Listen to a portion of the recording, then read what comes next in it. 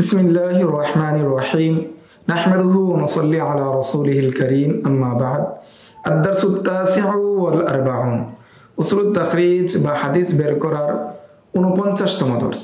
এই দর্সে আমরা কুতুবুত তাখরিজ সম্পর্কে জানব। কুতুবুত তাখরিজ বলা হয় ওই সমস্ত কিতাব যে কিতাবগুলোতে অন্য ফনের কিতাবের মধ্যে যে সমস্ত হাদিস উল্লেখ করা হয়েছে কিন্তু তার তাখরিজ করা হয় নাই, ওই সমস্ত হাদিস কোন কোন কিতাব থেকে উল্লেখ করা হয়েছে সেগুলো বর্ণনা করা হয় যে কিতাবে, সেই কিতাবগুলোকে বলা হয় কুতুবুত তাখরিজ বা কিতাবুত তাখরিজ। যেমন ফিকহের কিতাব অথবা তাফসিরের কিতাব অথবা কোনো একটা ভাষার কিতাব, ওই কিতাবের মধ্যে অনেক হাদিস আসছে কিন্তু হাদিসগুলো কোন কিতাব থেকে উল্লেখ করা হয়েছে তা ওই কিতাবে উল্লেখ করা হয় নাই, অর্থাৎ হাদিসের কিতাবে অথবা তাফসিরের কিতাবে উল্লেখ করা হয় নাই।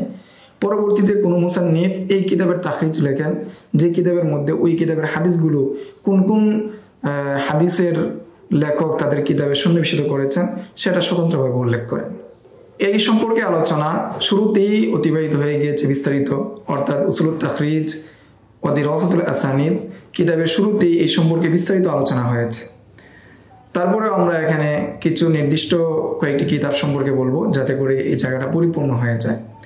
নাম্বার 1, তাখরিজ আহাদিসিল কাশশাফ। এই কিতাবের লেখক হাফেজ আবু মুহাম্মদ আব্দুল্লাহ ইবনে ইউসুফ আয-যাইলাহি। নাম্বার 2, নাসবুর রায়া লি আহাদিসিল হিদায়া। এই কিতাবে লিখেছেন ইমাম যাইলাহি রাহমাতুল্লাহি আলাইহি। এরপরের কিতাব আত-তালখিসুল হাবীর ফি তাখরিজ আহাদিস শারহিল ওয়াজিজিল কবির। এই কিতাব লিখেছেন হাফেজ ইবনে হাজার আসকালানি রাহমাতুল্লাহি আলাইহি। এরপরের কিতাব হলো মানাহিলুস সাফা ফি তাখরিজ আহাদিসিশ শিফা। এই কিতাব লিখেছেন জালালউদ্দিন সুয়ুতী রাহমাতুল্লাহি আলাইহি।